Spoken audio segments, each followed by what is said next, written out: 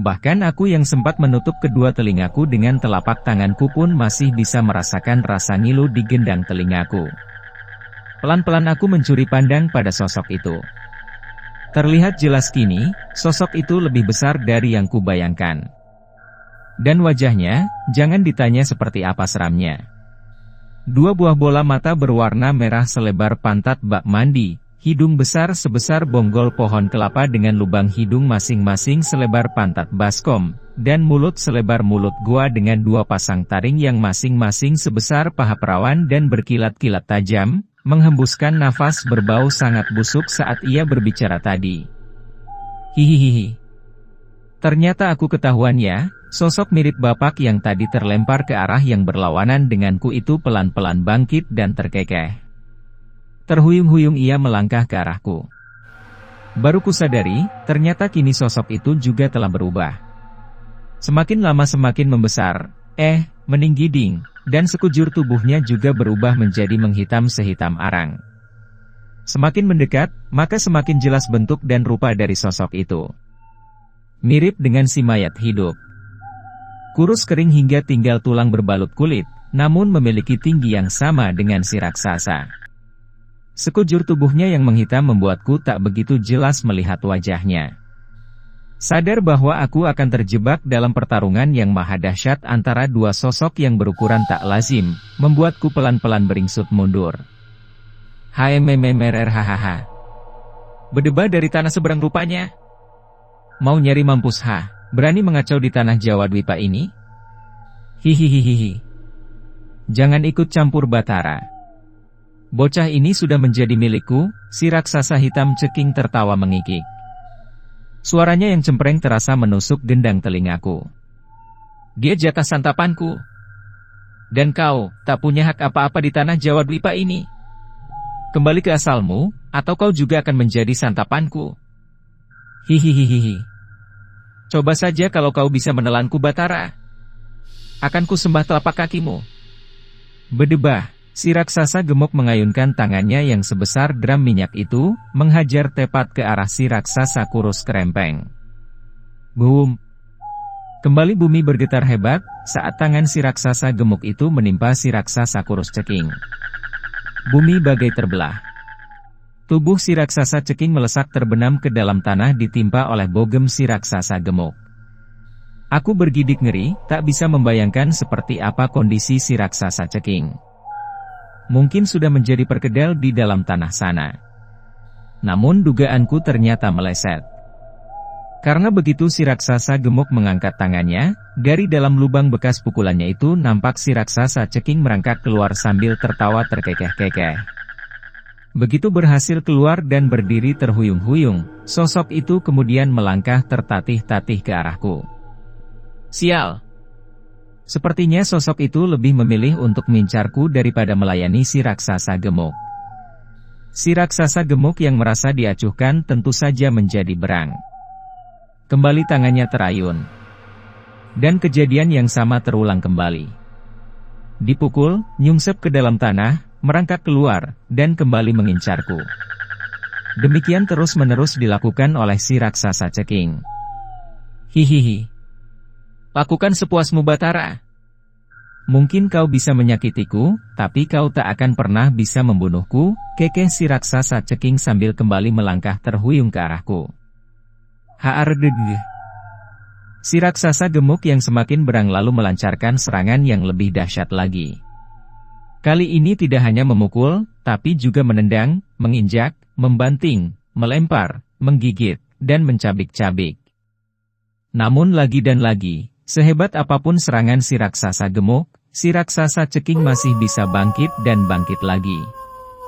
Hahaha. Iblis laknat. Memang tidak bisa dianggap enteng kau makhluk tanah seberang. Baiklah. Kalau memang kau merasa hebat dan tak bisa dimusnahkan, bagaimana kalau kau kuseret ke istanaku dan kurebus di kawah CH? Si raksasa gemuk menggeram marah. Dari mulut dan kedua lubang hidungnya kini menyemburkan api yang segera menghanguskan apa saja yang diterpanya. Aku kembali beringsut menjauh, meski aku tak yakin bisa menghindar dan selamat dari kepungan pertarungan kedua raksasa itu.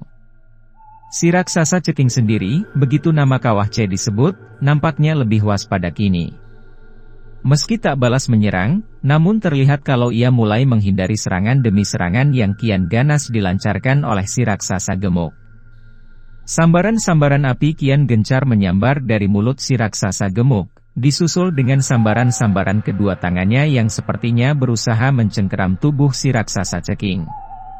Kedua kakinya yang membawa tubuh besarnya berlarian ke sana kemari mengejar si raksasa ceking, membuat bumi semakin berguncang hebat.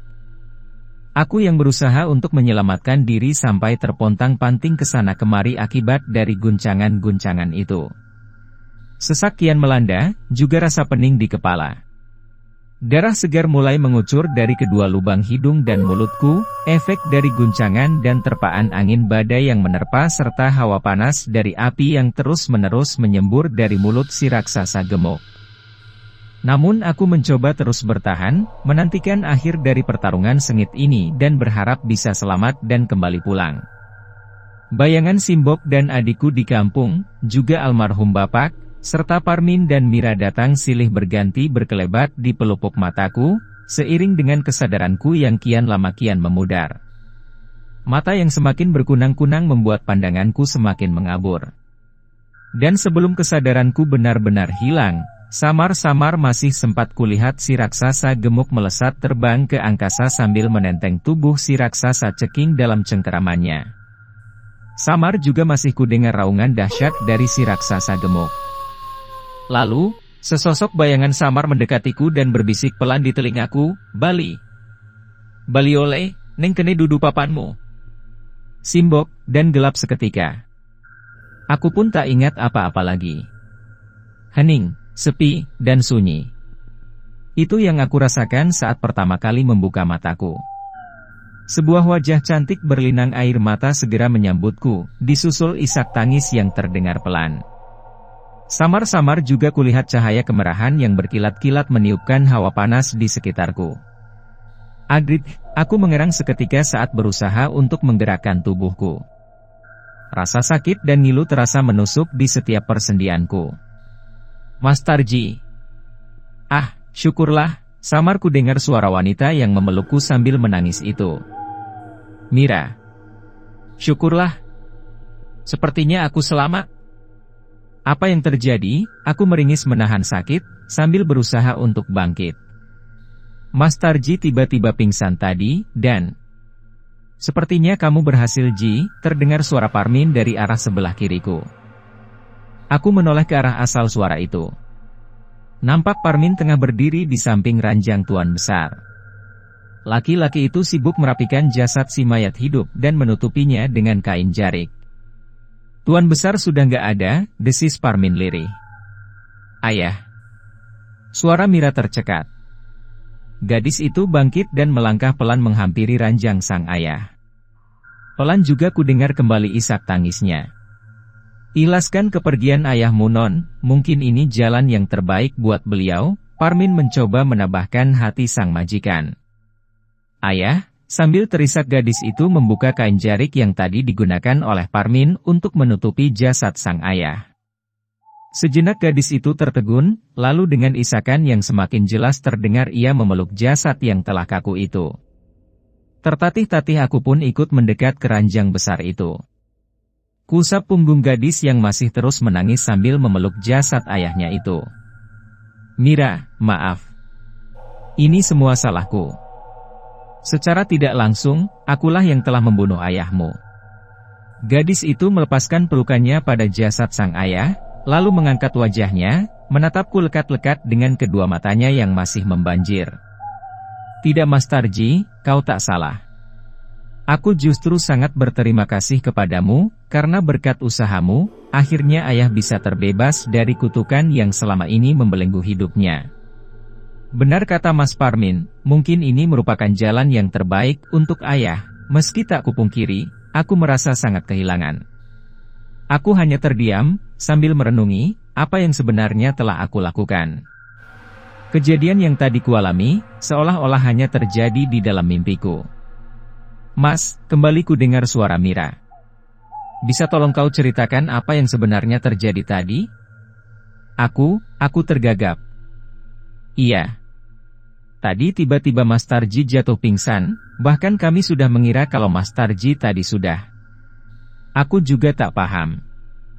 Tadi tiba-tiba ada orang yang menyerupai almarhum bapakku datang dan mengajakku pergi, lalu aku pun segera menceritakan semua kejadian tak masuk akal yang barusan aku alami. Jadi begitu ya, Parmin nampak mengangguk-anggukan kepalanya setelah mendengar ceritaku. Beruntung kau masih bisa kembali Ji, kalau tidak, mungkin hari ini kami harus menguburkan 2 jenazah. 2 jenazah, kutatap Parmin dengan pandangan penuh tanya. Ya, karena orang yang kau kira bapakmu itu, adalah iblis yang mencoba menculik dan bawa lari jiwamu, untuk selanjutnya menempati ragamu dan menjadikannya budak, jelas Parmin. Aku bergidik ngeri mendengarkan penjelasan sahabatku itu. Sebegitu mengerikanyakah kejadian yang telah aku alami tadi? Sampai aku pun nyaris kehilangan nyawaku? Tapi kita patut bersyukur, biar bagaimanapun akhirnya semua masalah ini sudah bisa teratasi. Dan sekarang, lebih baik kita segera mengurus jenazah Tuan Besar, ujar Parmin lagi sambil kembali menutup jenazah si mayat hidup dengan kain jarik. Biar ku bangunkan Mas Han dan Mas Yoga dulu, mereka berdua harus segera mengetahui hal ini. Mira melangkah menuju ke arah pintu, bermaksud untuk keluar kamar. Namun baru beberapa tindak, langkah gadis itu terhenti. Ia nampak seperti mengendus-endus dan membalikan badannya, menatap kami berdua dengan pandangan penuh tanya. Kalian tak mencium bau aneh, ujar gadis itu. Aku dan Parmin saling tatap, lalu seperti dikomando kami ikut mengendus-endus. Bau ini seperti... Gawat! Aku lupa. Parmin buru-buru berjongkok dan melongok ke kolong ranjang, tempat di mana biasanya diletakkan dupa untuk membakar kemenyan. Ya. Bau yang kami endus tadi adalah bau asap dupa. Dan semakin lama aroma pepak menyesakkan dada itu tercium semakin tajam. Lali tenan aku. Seharusnya, semenjak sore tadi segala macam sesajen dan dupa ini sudah kita singkirkan, gerutu Parmin sambil tangannya mencoba meraih dupa di bawah kolong ranjang itu. Blur berbe. Blegaar, belum sempat Parmin meraih dupa itu, tiba-tiba terdengar suara letupan dan ledakan dari bawah ranjang. Tubuh Parmin yang sedang berjongkok terlempar ke belakang. Dari arah bawah kolong ranjang, nampak api mulai menyala. Awalnya hanya kecil, lalu semakin lama semakin membesar, menyambar kain sprei dan horden yang menjuntai di sisi ranjang. Sial, aku segera berlari untuk mencari air dan memadamkan api itu, namun suara Parmin menahanku. Tak ada gunanya Ji, cepat bawa Non Mira keluar, demikian teriak Parmin. Tapi Min, jangan membantah. Lihat bentuk api itu seperti apa, lagi-lagi Parmin berteriak memotong ucapanku. Aku terperangah. Di tengah kobaran api yang semakin membesar, samar-samar kulihat sosok yang masih sangat jelas kuingat. Ya, sosok raksasa ceking yang tadi bertarung dengan si raksasa gemuk. Namun kali ini dalam wujud api yang berkobar-kobar dan semakin membesar. Sial! Kukira iblis itu sudah mampus, dengusku kesal. Sadar bahwa itu bukanlah api sembarang api, aku segera menarik tangan Mira dan menyeretnya keluar. Mas Parmin! Jangan nekat! Ayo kita pergi! Tak usah kau hiraukan. Kalian berdua keluar duluan. Aku akan berusaha membangunkan Tuan Han dan Tuan Yoga. Lagi-lagi Parmin berteriak memotong teriakan Mira, juga sambil lari keluar kamar menuju ke arah tangga yang menuju ke lantai 2 rumah gedung itu. Jangan konyol Min. Utamakan keselamatanmu sendiri, aku ikut berteriak memperingatkan sahabatku itu. Percaya saja padaku Ji. Keserahkan keselamatan Non Mira padamu, dan tunggu saja aku di luar. Masih sempat ku dengar suara Parmin sebelum bayangan laki-laki itu lenyap dari pandanganku. Suara gemeratak api yang membakar segala apa yang dilandanya, membuatku tersadar. Tak ada waktu lagi untuk berdebat. Segera ku seret tangan Mira yang masih meronta dan menjerit-jerit histeris menyaksikan jasad sang ayah yang mulai dilalap kobaran api. Seminggu kemudian, aku tengah duduk di lincak yang berada di teras rumahku sambil membaca koran usang terbitan minggu lalu.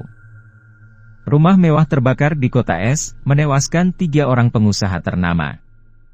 Entah sudah berapa kali kubaca headline berita itu. Aku bersyukur, namaku sama sekali tak disebut dalam berita itu, meski sebenarnya aku turut terlibat dalam kasus ini. Masih kuingat jelas peristiwa seminggu yang lalu itu.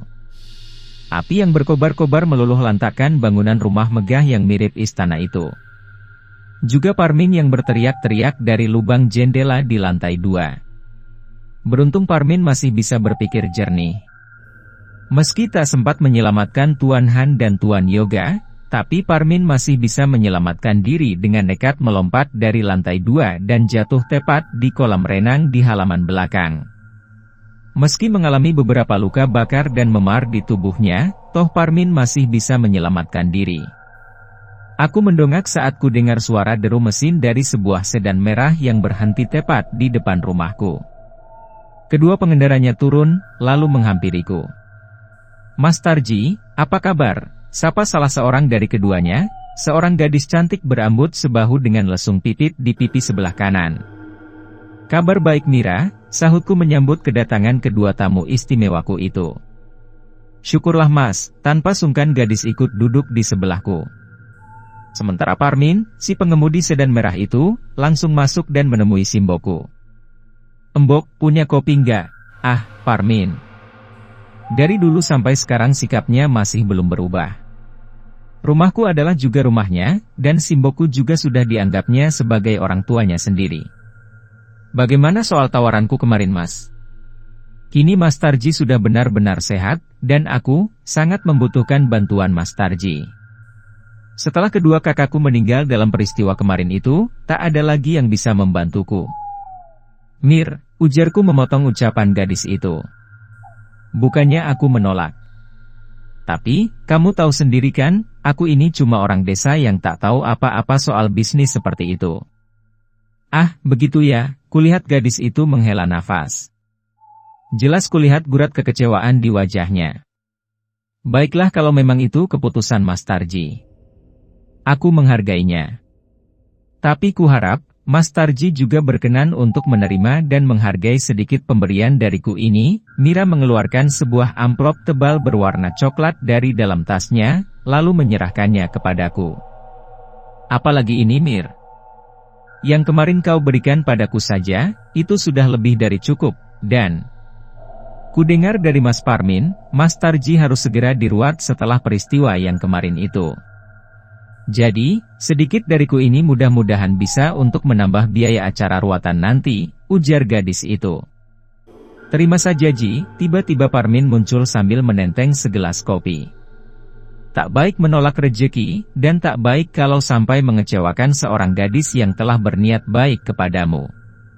Aku terdiam sesaat, lalu dengan sedikit ragu ku terima juga amplop itu. "Terima kasih banyak Mir." "Aku yang berterima kasih Mas. Berkat Mas Tarji akhirnya keluargaku bisa terlepas dari masalah yang selama ini membelenggu kami, meski aku harus kehilangan ayah dan kedua kakakku," ujar Mira sendu. "Sudahlah Mir." Parmin ikut duduk di sebelah Mira. Aku sedikit terkejut. Sejak kapan Parmin berani memanggil Mira tanpa embel-embel non di depannya? "Ikhlaskan saja kepergian ayah dan kedua kakakmu. Yang terpenting sekarang, hidupmu sudah tak dibayang-bayangi kengerian dari kutukan itu. Dan, kamu Ji, jangan lupa ya, bulan depan datang." "Datang?" Kutatap Parmin dengan pandangan heran. "Oh, iya, aku sampai lupa." Mira kembali membuka tasnya dan mengeluarkan sebuah undangan berwarna pink, lalu menyerahkannya kepadaku. Sejenak kupandang dan kubaca isi surat undangan itu. "Ceka. Jadi kalian mau menikah ya?" ujarku. "Yah, begitulah Mas. Aku sudah tak punya siapa-siapa lagi, dan aku butuh seorang pendamping untuk meneruskan bisnis keluargaku yang sempat morat-marit akibat peristiwa kemarin itu. Dan kurasa, Mas Parminlah orang yang tepat untuk itu." "Wah, wedus tenan kowe Min. Mimpi apa kamu sampai bisa mendapat nasib sebaik ini?" selorohku. Parmin hanya tertawa lebar. Tapi aku setuju. Kalian memang pasangan yang sangat cocok. Selamat ya. Nanti pasti aku datang di pernikahan kalian, ujarku lagi. Terima kasih mas, Mira berkata sambil menunduk malu. Setelah bercengkerama sebentar, keduanya pun lalu pamit. Aku melepas kepergian mereka sampai menghilang di tikungan jalan. Rasa syukur membuncah dalam hatiku. Seorang sahabat telah menemukan kebahagiaannya. Dan secara tidak semua itu karena aku. Ah, Mira, Parmin, semoga kalian bahagia. Nah, para pecinta dan para subscriber YouTube Kisah Misteri Horor, itulah kisah misteri dari kami. Bagaimana tanggapan Anda mengenai kisah ini? Silahkan tuangkan dalam kolom komentar. Para pecinta dan para subscriber YouTube Kisah Misteri Horor, tentu penasaran dengan kelanjutan kisah-kisah kami yang lain bukan? Silahkan ikuti kisah-kisah kami yang lain selanjutnya esok hari di waktu dan jam yang sama, dengan cara klik subscribe dan juga loncengnya, agar Anda selalu mendapatkan notifikasi jika channel YouTube ini mengupload video kisah terbaru.